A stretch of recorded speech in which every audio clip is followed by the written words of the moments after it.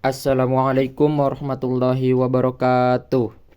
Perkenalkan, nama saya Naif Bayhaqi dengan NIM 2283230024 dari jurusan Pendidikan Vokasional Teknik Elektro, Fakultas Keguruan dan Ilmu Pendidikan Universitas Sultan Ageng Tirtayasa.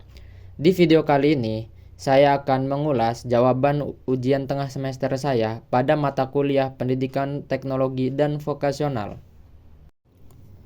Pada jawaban nomor 1 ini, hasil analisis terhadap aliran-aliran filsafat yang berhubungan dengan pendidikan kejuruan.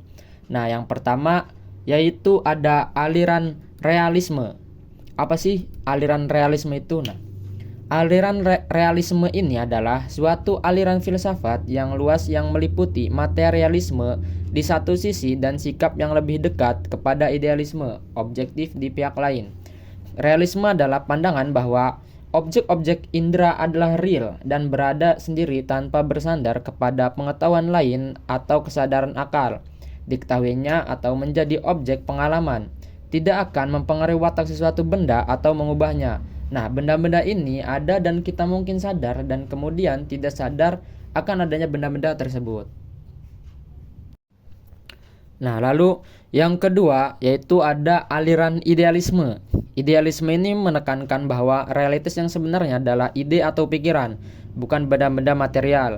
Idealisme mengatakan bahwa ide adalah semua yang ada dan objek pengalaman bukanlah benda-benda material. Plato mengatakan bahwa esensi dari segala sesuatu tidak terletak pada apa yang bersifat material atau kebendaan, tetapi apa yang ada di balik kebendaan tersebut, yaitu ide-ide. Dalam pemahaman idealisme dalam pendidikan ini, hal utama adalah bahwa pengetahuan didapatkan melalui pemikiran dan akal. Dalam hal ini, guru berperan sebagai orang yang membantu siswa berpikir kritis dan analitis. Nah, yang ketiga ini yaitu ada aliran esensialisme. Apa sih aliran esensialisme itu ya?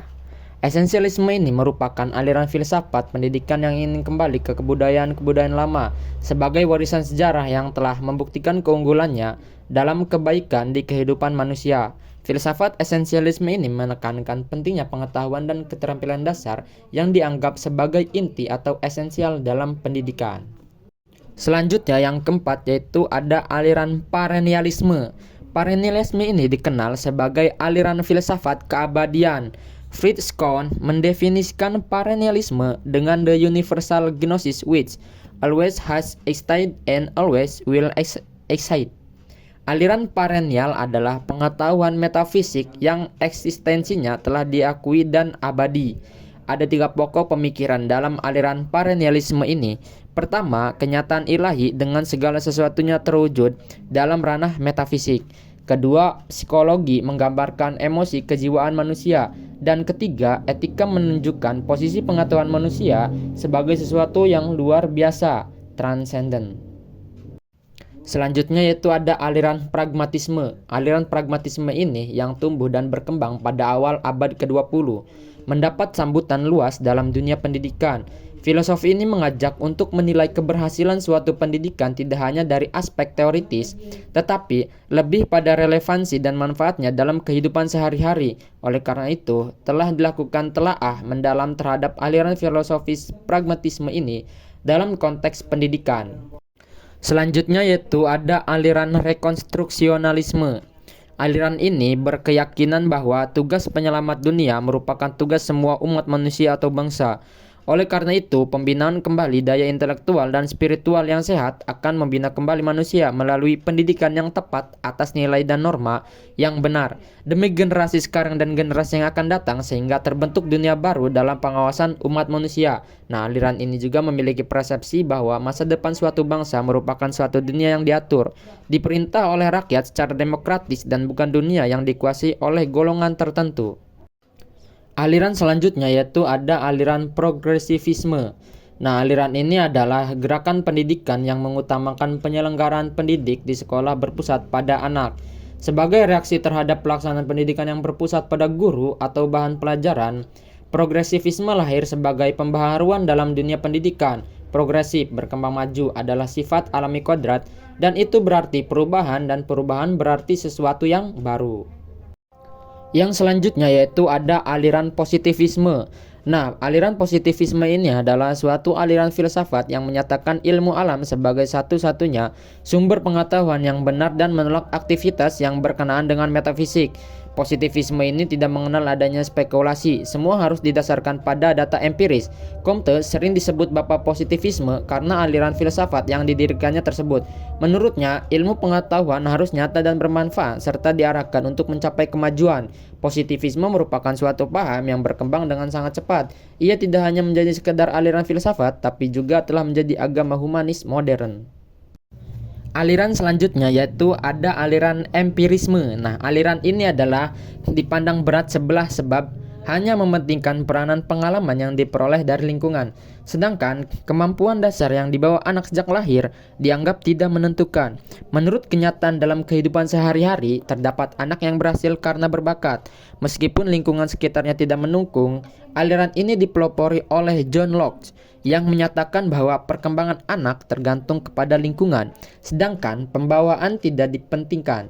Pengalaman yang diperoleh anak dalam kehidupan sehari-hari didapat dari dunia sekitarnya yang berupa stimulan-stimulan. Pada nomor 2 ini, saya akan menjelaskan langkah-langkah persiapan mendirikan sebuah sekolah yang menghasilkan lulusan yang mempunyai kompetensi serta dapat bersaing dengan lulusan dari lembaga lain. Nah, di sini saya akan menjelaskan secara singkatnya yaitu langkah-langkah untuk mendirikan sekolah dan persiapan untuk membentuk sekolah menengah kejuruan agar menghasilkan lulusan yang kompeten. Nah, hal pertama yang harus dilakukan melakukan survei ke industri lokal, lalu identifikasi keahlian yang paling dibutuhkan pada industri tersebut. Setelah itu, gunakan data dari BPS, Badan Pusat Statistik atau Ketenagakerjaan.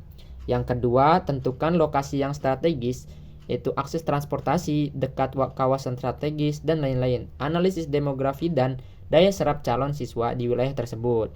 Lalu yang ketiga, ajukan izin pendirian ke Dinas Pendidikan Provinsi dan Kementerian Pendidikan Dasar dan Menengah, Kemendikdasmen.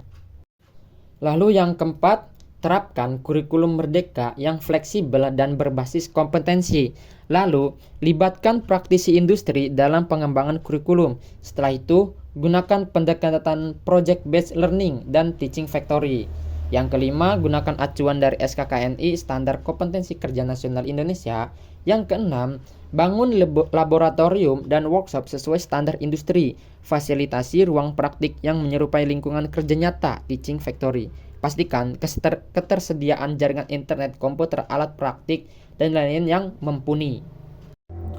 Lalu yang ketujuh, bangun kemitraan dengan industri lain atau kerjasama dengan industri lain.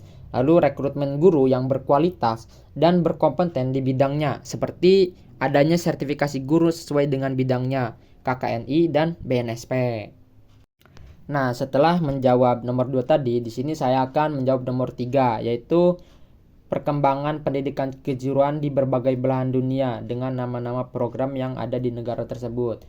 Yang pertama yaitu ada Jerman dengan nama programnya Duale Ausbildung, Dual System. Yang kedua itu ada Jepang yang nama programnya Koto Senmon Gakko College of Technology. Yang ketiga ada Korea Selatan dengan nama programnya Master High School. Lalu yang keempat ada Singapura dengan nama programnya yaitu Institute of Technical Education atau ITE. Yang kelima, Finlandia dengan nama program Vocational Upper Secondary Education and Training VET. Yang keenam, ada Swiss yang dengan nama programnya yaitu Swiss Dual Vocational Education and Training atau VET. Yang ketujuh, ada Australia dengan nama program Technical and Further Education dalam kurung TAFE. Dan yang kedelapan ada Amerika Serikat dengan nama program Career and Technical Education CTA. Yang kesembilan ada Tiongkok dengan nama program Secondary Vocational School and Higher VET. Lalu yang terakhir yaitu ada Prancis dengan nama program Lycée Professionnel. Mungkin itu saja yang bisa saya jawab dari nomor 1 sampai nomor 3. Kurang dan lebihnya mohon maaf. Wabillahi taufik walhidayah. Wassalamualaikum warahmatullahi wabarakatuh. Terima kasih.